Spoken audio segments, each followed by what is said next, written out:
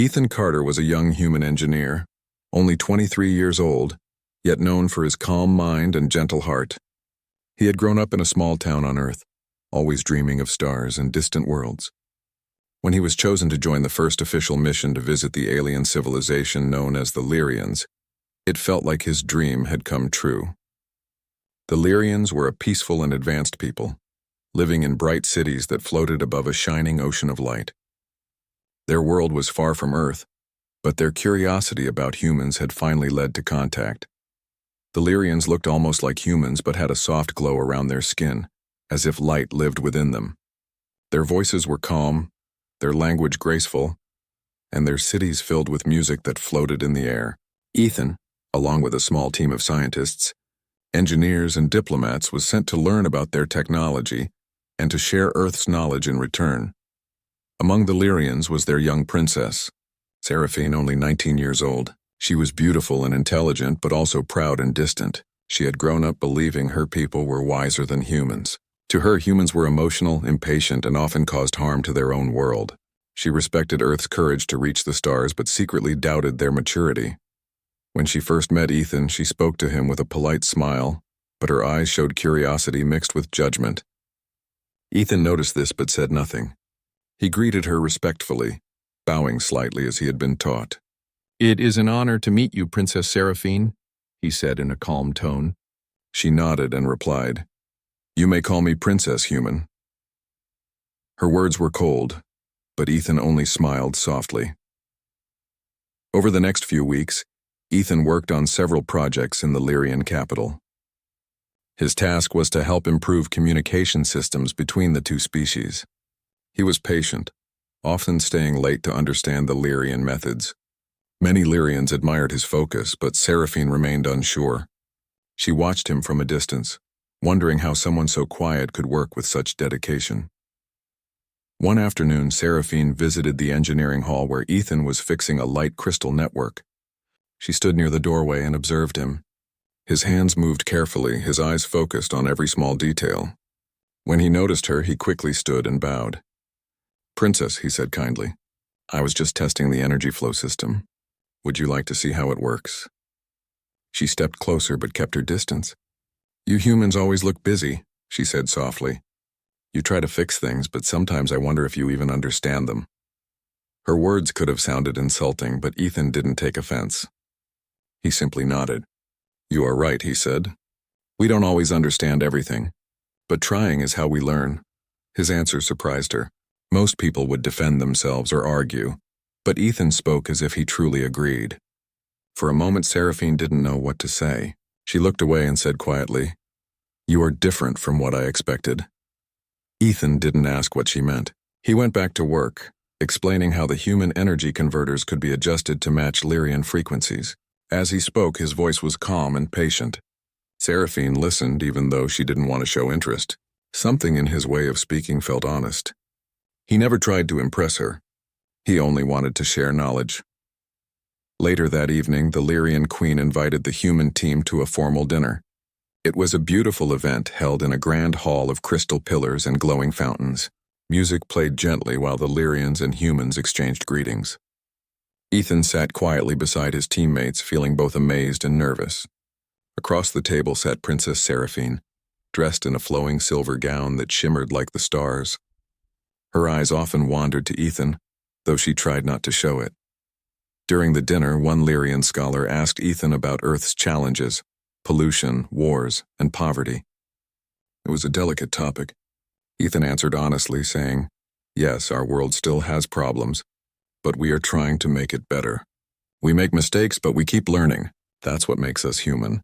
Seraphine's expression changed slightly. His words carried no pride, only truth. She could sense he wasn't trying to defend humanity. He was simply being real. It confused her. For most of her life, she had heard her teachers say humans were careless and loud. But this man was the opposite, gentle, humble, and full of quiet strength. As the evening ended, Ethan thanked the queen and bowed to the Lyrians. When he turned to leave, Seraphine called out, "Ethan Carter." Her voice was soft but clear. He turned around, a bit surprised. "Yes, Princess?" he said. She hesitated, then said, "You speak of your world with honesty. That is rare among humans. Ethan smiled politely. Honesty helps us see where we must grow, Princess. She didn't answer, but her eyes followed him as he walked away. For the first time, she felt uncertain about her opinions. In the days that followed, Seraphine found herself thinking about the human engineer more than she wanted to. She noticed how he treated everyone with the same respect, whether they were Lyrians or humans. When a young Lyrian assistant dropped an energy core and looked frightened, Ethan didn't scold him. He smiled gently and said, "Mistakes are proof that you're trying." That small act touched Seraphine. No one in her world ever spoke so kindly about mistakes. She began to wonder if humans, despite their flaws, had something special, something even the Lyrians had forgotten. One evening, as she looked at the bright stars from her balcony, she whispered to herself, maybe humans are not so weak after all. At that very moment, Ethan was working in the observatory, unaware that his calm nature had begun to change the heart of a princess who once saw him as inferior. The bridge between two worlds had just started to form, not with science, but with quiet respect. But deep inside Seraphine's heart, a storm was waiting. Her pride would soon clash with her growing admiration, leading to a moment that would test them both, a moment that would begin with an insult and end with silence. Seraphine often saw Ethan working alone in the engineering halls. He was calm and focused, never in a hurry, never raising his voice. Whenever something went wrong, he would take a deep breath and start again. The Lyrians admired his patience, but Seraphine couldn't fully understand it. In her world, perfection was expected. Mistakes were signs of weakness. But Ethan seemed to see mistakes as a normal part of life. One afternoon, Seraphine was asked by her mother, the Queen, to attend a meeting with the human engineers. They were discussing a major energy link project that would connect Earth's satellites to Lyrian technology. It was one of the most important projects of the mission, and Seraphine was responsible for overseeing it. Ethan presented a new design using Earth's simpler energy converters. His plan was efficient and safe, but it required a few small adjustments to Lyrian systems. If we combine the two technologies, Ethan explained, we can reduce the power loss by nearly half. It will help both our worlds. The Lyrian scientists nodded, impressed by his clear explanation, but Seraphine frowned slightly. Human technology is still very basic, she said. Our systems are far more advanced. Your design might slow us down, Ethan didn't argue. He smiled politely. That may be true, Princess, he said. But sometimes simplicity is strength. Too much complexity can create new problems. His tone was calm and respectful, but to Seraphine it sounded like a quiet challenge. The room grew silent. The other Lyrians watched her carefully, waiting for her response. She could feel their eyes on her, expecting her to defend her people's pride. Her heart beat faster. She didn't want to appear weak. Then, in a sharp voice, she said, "Humans act as if they understand the universe, yet they can't even live peacefully on their own planet. You think you can teach us something?" The words slipped out before she could stop them. The hall went completely silent. The Lyrians looked uneasy, and even her advisors lowered their heads. Seraphine realized she had gone too far, but her pride kept her from taking it back. Ethan looked at her quietly. For a long moment, he said nothing. His face showed no anger, no hurt, just calm. Then in a soft voice, he said, "Maybe you're right, Princess. Maybe humans have much to learn, but respect is something we both must learn." He placed his tools down gently, gave a small bow, and turned to leave. No one spoke. The sound of his footsteps echoed through the large hall as he walked away. Seraphine stood frozen. She had expected him to argue, to defend himself, or at least to look upset. But instead he had walked away with quiet dignity. That simple act struck her heart more deeply than any argument could have. After he left, the hall remained silent. The Lyrian scientists exchanged uneasy glances, but no one dared to speak. Seraphine tried to continue the meeting, but her voice trembled slightly. The words she had said replayed in her mind again and again. That night she could not sleep. She sat near her window looking at the distant stars. Her thoughts were full of confusion. Why had she spoken like that? Why did his silence hurt so much? She told herself that she was right, that she had only defended her people. But deep down she knew it was her pride that had spoken, not her wisdom. The next morning, Seraphine expected Ethan to return to work as usual, but he didn't. One of the human engineers said quietly, "Ethan has decided to work on the satellite systems alone for a few days." Seraphine nodded, pretending not to care. But she did care. She felt a strange emptiness whenever she walked into the hall and didn't see him there. The energy of the room seemed different, less warm, less alive. A few days later, she saw him in the observatory, quietly repairing a transmitter. He didn't notice her at first. His face looked calm but distant, as if his thoughts were far away. She wanted to speak to him, but her pride held her back. She watched him for a few seconds and then turned away quietly. As she walked through the corridors, her mind was filled with his last words. Respect is something we both must learn. Each time she remembered them, her heart tightened. She had been taught that her people were above humans in knowledge and culture, yet Ethan's simple sentence made her question everything. Over the next few days, Seraphine began to observe how the humans worked. She noticed their teamwork, their laughter, their patience. They sometimes disagreed, but they always found ways to listen to each other. They didn't care about rank or title. Everyone's voice mattered. When one of the Lyrian scholars accidentally damaged a power core, Ethan calmly helped him fix it instead of blaming him. He didn't even mention what had happened. He just smiled and said, "We all make mistakes. What matters is that we fix them together." Seraphine overheard those words, and they stayed in her mind for hours.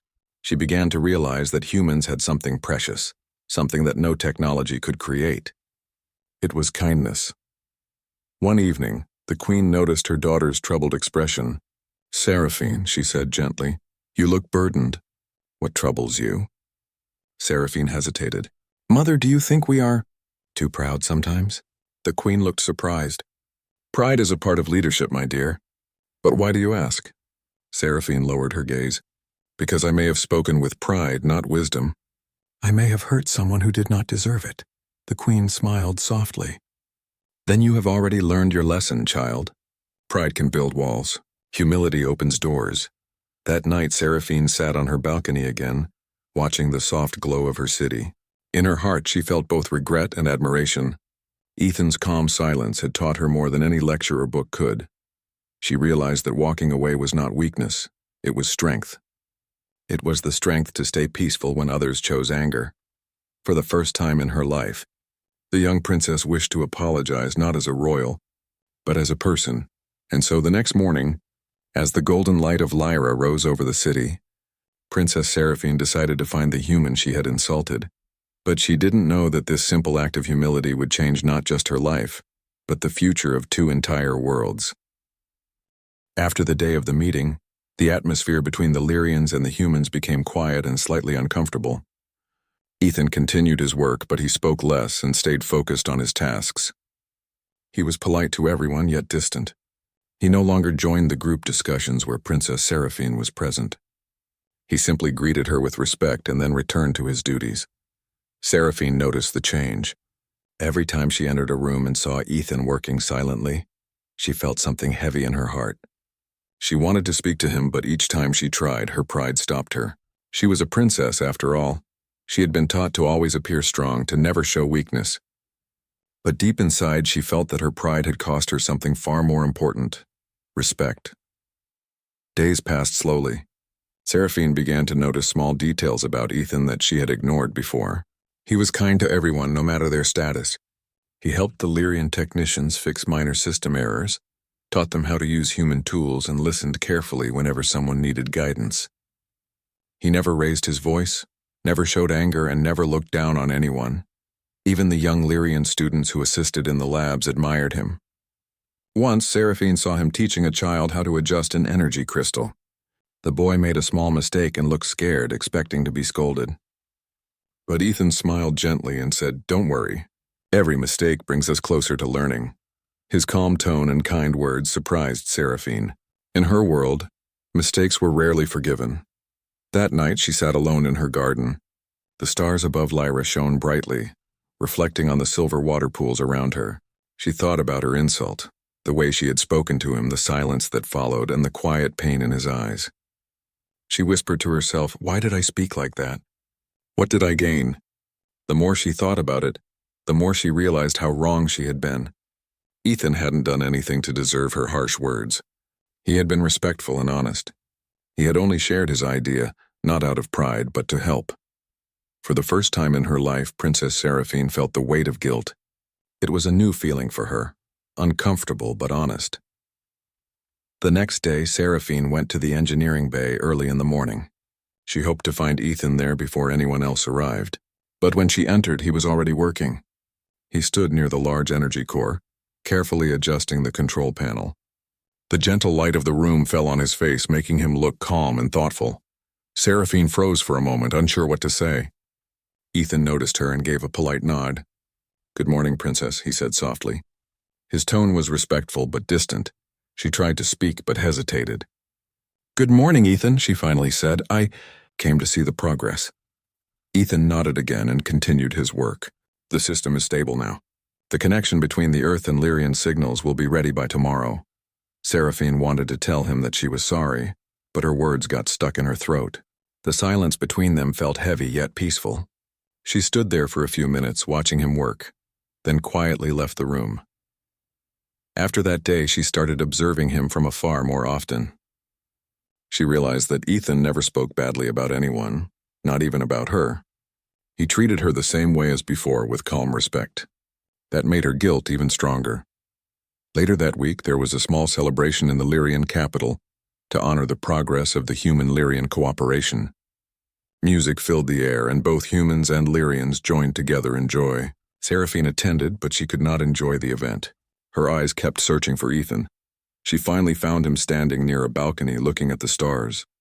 Gathering her courage, she walked toward him. When she reached him, Ethan turned and smiled politely. "Princess," he said. Seraphine took a deep breath. "Ethan, may I speak with you?" "Of course," he replied. She hesitated, looking at the stars instead of his eyes. "I have been thinking about the words I said to you that day," she began slowly. "They were not right. I spoke out of pride, not wisdom. I should not have insulted you or your people." Ethan stayed silent, listening carefully. Seraphine continued, her voice quiet but sincere. "You didn't deserve that. You were trying to help and I hurt you. I am sorry, Ethan, truly sorry." For a long moment, Ethan didn't reply. The soft wind moved through the air, carrying the sound of distant music. Finally, he said, "Princess, thank you for your words. You don't owe me anything. We all say things we don't mean when our hearts are full of pride or fear. What matters is that we learn from it." His kindness touched her deeply. She had expected him to stay distant, but instead he spoke with warmth and forgiveness. It was something rare among her people, something she had never experienced before. Seraphine looked at him and said quietly, "You speak like a teacher, Ethan. You have more wisdom than many who sit on thrones." He smiled gently. "I'm not wise, Princess. I just try to see people, not titles." Those words stayed with her long after the conversation ended.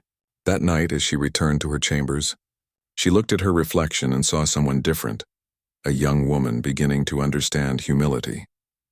In the days that followed, Seraphine began spending more time in the human workshops. She asked questions, listened to explanations, and even helped with small tasks. Ethan guided her patiently, never making her feel foolish. Their conversations became more comfortable, filled with learning and mutual respect. Once, while studying an old Earth book, Seraphine asked, "Why do humans write stories about forgiveness so often?" Ethan answered softly, "Because forgiveness reminds us that we all make mistakes, Princess. It gives us hope to start again." Seraphine smiled faintly.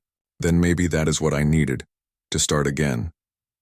From that day, a quiet friendship began to grow between them. It was not spoken or planned, but it was real.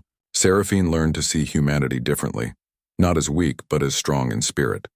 And Ethan began to see the Lyrians not as cold or distant, but as people capable of great change. The others noticed the change too. The once proud princess now spoke with gentleness. She listened more, smiled more, and treated everyone with warmth. Her mother, the queen, observed this transformation and said one evening, "You have grown, my daughter. You have learned what true strength is." Seraphine nodded. "Yes, mother. True strength is not in power. It is in kindness." And somewhere deep within her heart, she knew that one human's calm silence had taught her that lesson. But this was only the beginning. The friendship between a human and a princess would soon shape the destiny of both their worlds, and it all began with an insult that turned into understanding. Their worlds was finally complete, and the air around the capital felt lighter, filled with quiet joy. Yet for Princess Seraphine, something far more important was changing within her. She had begun to see life through new eyes. For the first time, she looked at people not by their titles or achievements, but by their hearts. And much of that change had come from the quiet human engineer who never sought attention, Ethan Carter. Every morning, Seraphine visited the human engineering base, where she and Ethan worked side by side. They spoke about science, history, and even small stories about Earth. She was fascinated by how simple things, like the sound of rain, the laughter of children, and the courage of ordinary people, meant so much to humans. To her, these things had once seemed ordinary or unimportant, but now they felt full of meaning. Ethan's way of speaking was calm, almost soothing. He never spoke to impress her. His words were simple yet deep. On Earth, he said one day, people don't always have much, but they find happiness in the small moments. Sometimes the smallest things bring the greatest peace. Seraphine listened carefully. In Lyra, she said softly, we are taught to always reach higher, to always be the best. But perhaps we have forgotten to be grateful. Ethan smiled. Gratitude is the bridge between hearts, Princess. It's what makes even strangers feel like friends. His words stayed with her. Each day she tried to live with that thought in mind. She started greeting the workers kindly, thanking those who helped her, and even listening to the young learners in the academy. The Lyrians around her began to notice her warmth. They whispered to one another that the princess had changed, and indeed she had. One afternoon, as the two worked together on a communication panel, Seraphine asked quietly, Ethan, may I ask you something personal? He looked at her and nodded. Of course. After that day when I said those cruel words to you, why didn't you get angry? Why did you just walk away? Ethan paused for a moment before answering. Because anger doesn't teach anyone anything. When people speak from pride or fear, arguing only makes it worse. Sometimes silence says more than 1,000 words. Seraphine thought deeply about his answer. So you walked away not because you were weak, but because you were strong enough to stay calm. Ethan gave a small smile. Strength isn't always about fighting, Princess. Sometimes it's about knowing when peace is more powerful than pride. She nodded slowly. The truth of his words touched her heart. For years, she had believed that leadership meant showing authority and never backing down. But now she understood that true leadership meant having the courage to be humble. That evening, Seraphine returned to the palace and found her mother, the queen, sitting in the royal garden. The glowing flowers around them shimmered in soft blue light. The queen noticed her daughter's thoughtful face and said, Something troubles you, my dear? Seraphine sat beside her. Mother, she said, I used to think that wisdom came from knowledge, but now I see that wisdom comes from understanding others. The queen smiled gently.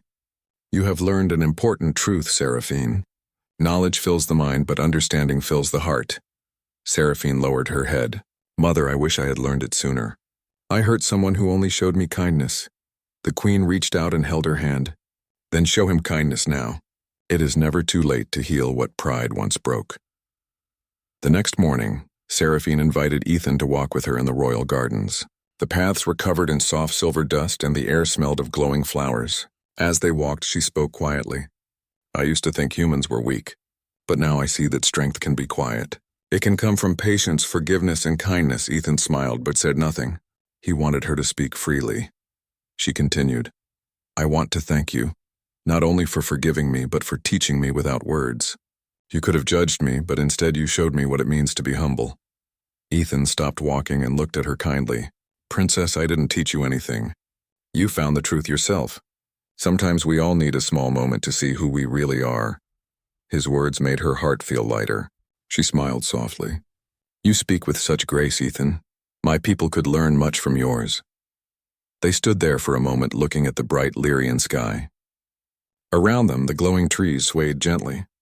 Seraphine felt at peace, something she hadn't felt in a long time. From that day onward, the friendship between Ethan and Seraphine grew stronger. It was built on honesty, respect, and shared curiosity. They worked together to design new systems that combined the best of both human and Lyrian ideas. Their teamwork inspired others, and soon both races began to work more closely than ever before. Many Lyrians admired Ethan's calm leadership and gentle spirit. They began to understand that humility could exist alongside greatness. And Seraphine became a symbol of unity between the two worlds. One afternoon, during a small gathering of leaders, the queen asked Seraphine to speak. She stood before both humans and Lyrians and said in a clear voice, "Once I believed my people were above others. I was wrong. I learned that no race, no world is greater than another. What makes us strong is not our technology or power, but our ability to understand and forgive." Ethan listened quietly from the side, proud but humble. He didn't seek praise, but her words touched his heart. He knew that Seraphine's growth was her own journey, and he had only been a small part of it. After the speech, Seraphine found Ethan standing near a fountain. She smiled and said, "Do you see what you started, Ethan Carter?" He laughed softly. "I didn't start anything, Princess, you did. You just needed a reason to look within." She smiled warmly. "Then maybe every world needs an Ethan to remind us that peace begins not in words but in actions." He bowed lightly. "And every world needs a Seraphine, to show that even hearts once full of pride can learn to shine with kindness."